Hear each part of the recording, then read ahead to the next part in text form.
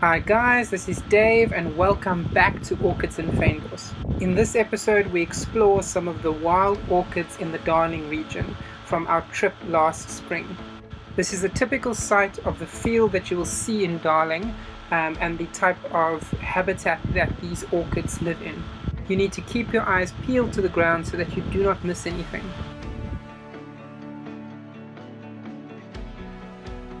This orchid is a very common sight on the Renosterveld, but I find it has an interesting beauty to it, especially when you get up close to the individual flowers.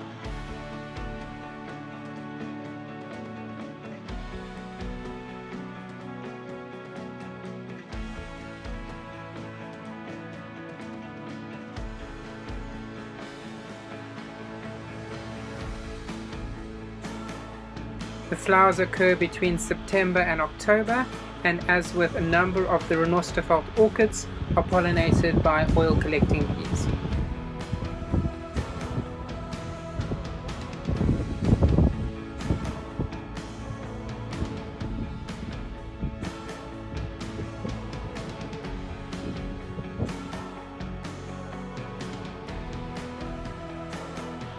Here are some other cool facts about this species.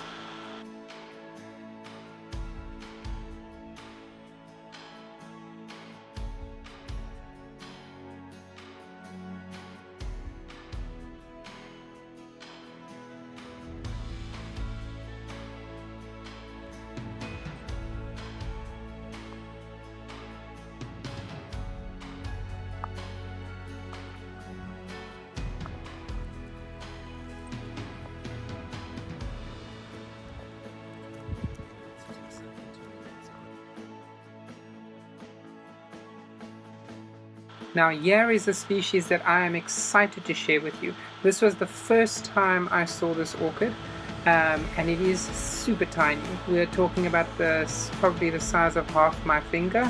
It is really small. I can honestly tell you that if this wasn't pointed out to me, I wouldn't have even noticed them. I just love the horns on either side of the flower. It's actually the lateral sepals, which is a common feature of the Disperis genus.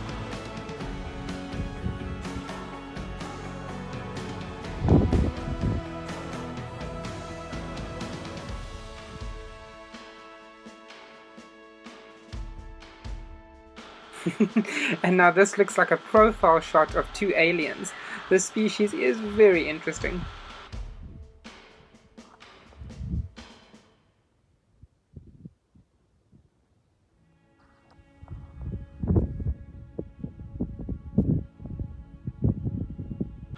Again, this species is quite common, but you really have to be looking for them because of their size, and flip are these guys interesting.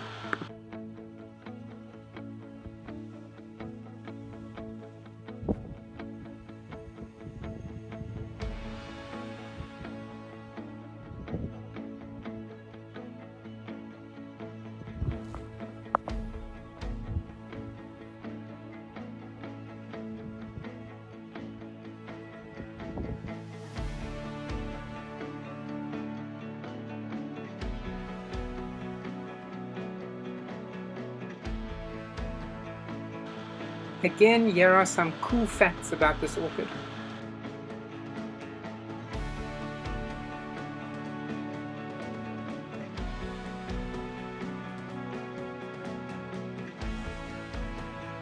The last two orchids I want to show you are from the genus Pterygodium, and they are really pretty.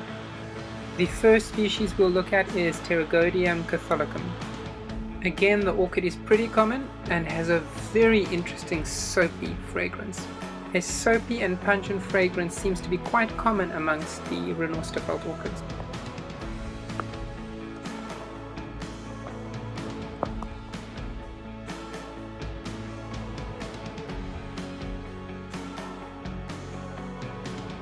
Moving away from the orchids for a second, here is a beautiful Babiana tubulosa. I remember the first time I came across this flower in the West Coast National Park.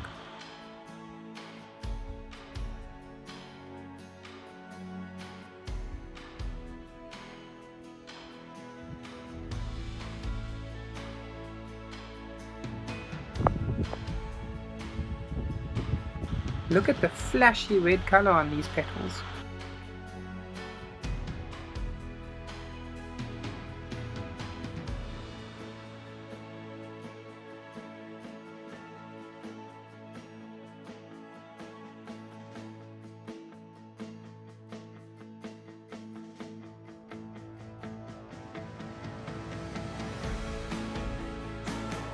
Some interesting facts about Pterygodium catholicum.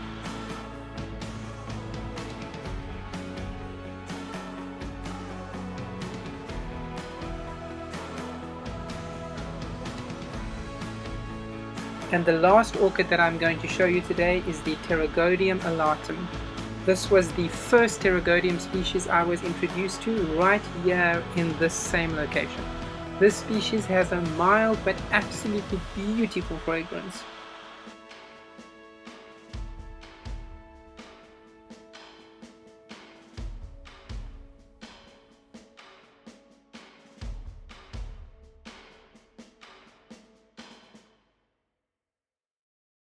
The shape of this species' flowers are pretty interesting, and genetic studies actually question whether this orchid is placed in the correct genus.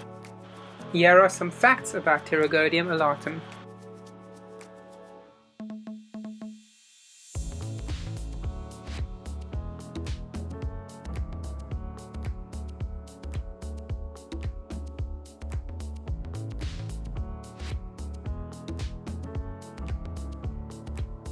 And lastly guys, in case you're wondering where I got all these amazing facts about the orchids from, I want to show you this epic book by William Liltford and Stephen Johnson called The Cape Orchids, a regional monograph of the orchids of the Cape Floristic region. The work consists of more than 20 years of documenting, photographing and observing the Cape orchids in the wild. This is a 2-volume limited edition encyclopedia. This book gives amazing information and facts about the orchids, from the field notes on biology to the history and their distribution, right down to the etymology of the genus and species name, and is a must-have for anyone fascinated with the Cape orchids. If you're interested in getting your copy of the Cape orchids, just message me in the comments below or private message me and I'll put you in touch with Bill. There is also a book review of the Cape orchids on the AOS website if you want to check that out. That's aos.org. I hope you guys enjoyed this video. If you did, please hit the like button. Also, please hit the subscribe button if you want to see more of these videos, and don't forget to check the bell notification if you want to be notified when I post a video. I'll be posting part 2 of the Darling Wildflowers next week, so stay tuned for that. I also have a number of other videos in the pipeline, and watch out for my Orchids in Bloom for March, which I should be posting soon. Thanks guys, keep well, stay safe, bye.